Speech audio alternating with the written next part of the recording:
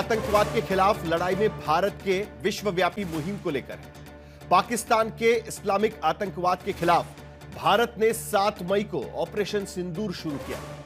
आतंकवाद के खिलाफ यह लड़ाई सिर्फ संयमित सैन्य आक्रमण तक सीमित नहीं थी। भारत ने आतंक के खिलाफ जो मोर्चा खोला है वो रणनीतिक, कूटनीतिक, सैन्य और नैतिकता के हर मोर्चे पर प्रभावी तरीके से काम कर रहा है। और इसी कड़ी में भारत सरकार ने दुनिया के 4 महादेशों के 33 देशों तक देश के 51 सांसदों और 8 पूर्व राजनयिकों का एक प्रतिनिधि दल भेजना शुरू किया है। सभी दलों के सांसदों वाले प्रतिनिधि दल में ऑपरेशन सिंदूर के पहले और बाद के हालात के बारे में दुनिया को बताएंगे। पाकिस्तानी आतंकवाद की स्टेट पॉलिसी के खिलाफ एकजुट दुनिया की अपील करेंगे। यह बताएंगे कि पाकिस्तान में फौज, हुकूमत और आतंकवादी एक ही सिक्के के 2 पहलू हैं और इनके समूल नाश का अब समय आ चुका है। लेकिन जब कांग्रेस समेत भारत के 15 विपक्षी दलों के सांसद देश की इस मुहिम में अपना योगदान दे रहे हैं, तब घरेलू सियासत यानी डोमेस्टिक पॉलिटिक्स के मोर्चे पर विपक्ष, खास करके कांग्रेस, कई ऐसे सवाल उठा रहा है जो सरकार और उस मुहिम के लिहाज से असहज दिखाई देते हैं। कांग्रेस पार्टी कभी ऑपरेशन सिंदूर में भारत को हुए नुकसान का सवाल उठा रही है, कभी प्रतिनिधि दलों को दुनिया में भेजने को महज पीआर एक्सरसाइज, ऑप्टिक्स बता रही है, कभी पहलगाम के हमलावर आतंकियों के खिलाफ अब तक पकड़े न जाने के सवाल भी उठा रही है, तो कभी संसद का विशेष सत्र बुलाने की मांग भी कर रही है। इसी दौरान जुबानी जंग अलग अलग चल रही है। कांग्रेस अध्यक्ष ने ऑपरेशन सिंदूर को छिटपुट युद्ध कह दिया है, तो बीजेपी कांग्रेस को पाकिस्तान परस्त बताने में लग चुकी है। तो इन्हीं तमाम सवालों पर आज के दंगल में हम चर्चा करेंगे कि कैसे ऑपरेशन सिंदूर पर सरकार के अप्रोच को लेकर विपक्ष में बात बात पर 2 राय सामने आ रही है। यह भी जानेंगे, लेकिन पहले यह रिपोर्ट देख लेते हैं।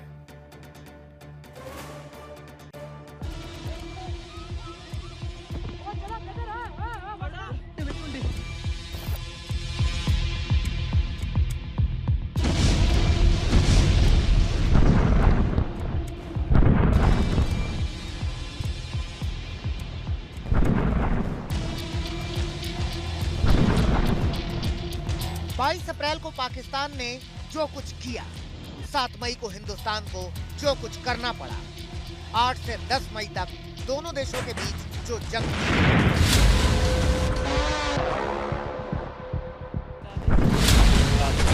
उसके पीछे कैसे पाकिस्तानी फौज के जिहादी जनरल के जिहादी भाषण का हाथ था, कैसे पाकिस्तानी आतंकवादी सरगनाओं का हाथ था, पाकिस्तानी जमीन पर पनपते दहशतगर्दी की जहरीली पौध का हाथ था।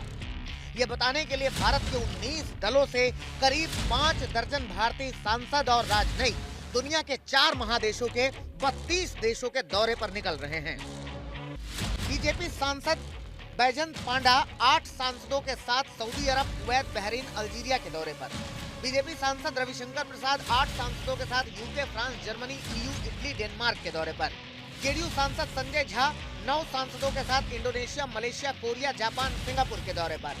शिवसेना सांसद श्रीकांत शिंदे 8 सांसदों के साथ UAE, Liberia, Congo, Sierra Leone के दौरे पर। कांग्रेस सांसद शशि थरूर 9 सांसदों के साथ America, Panama, Canada, Brazil, Colombia के दौरे पर।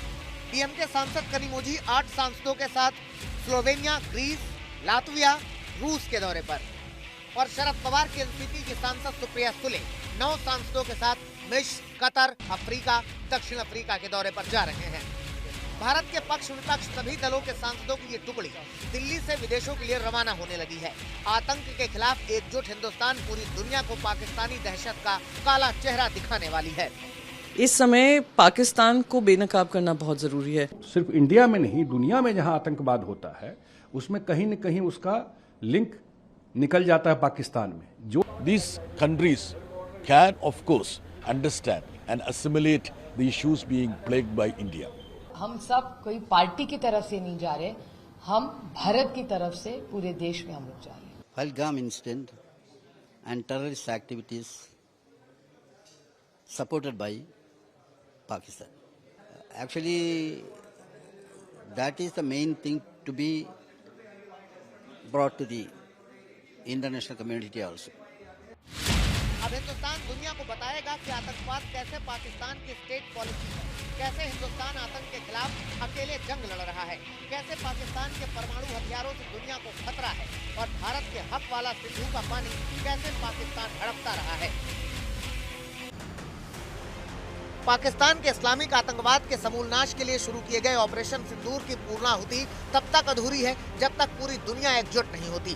आतंक के खिलाफ संदेश देने के लिए एक तरफ तो भारत के सभी दलों के सांसद एक साथ विदेश दौरे पर जा रहे हैं, दूसरी तरफ देश के अंदर मोदी सरकार पर विपक्षी दलों का प्रहार थमता नहीं। विपक्ष के पिटारे में एक से एक आरोप, तोहमत और सवाल हैं।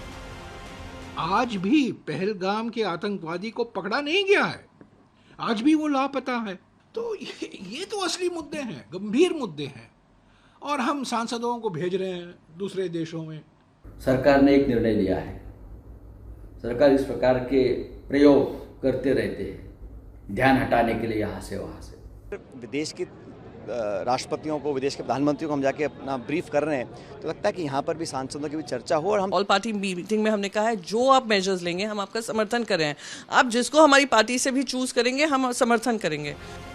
विपक्ष की ओर से पहलगाम हमले से लेकर ऑपरेशन सिंदूर तक तमाम सवाल हैं, जिसमें मुख्य तौर पर विपक्षी दल पहलगाम में सुरक्षा चूक का सवाल उठा रहे हैं, पहलगाम के आतंकियों को पकड़ने का सवाल उठा रहे हैं, पाकिस्तान से सीज़फायर के पीछे की शर्तों को लेकर सवाल उठा रहे हैं, पाकिस्तान से संघर्ष में देश को हुए नुकसान का सवाल उठा रहे हैं और इन सभी सवालों का जवाब पाने के लिए संसद के विशेष सत्र की मांग कर रहे हैं।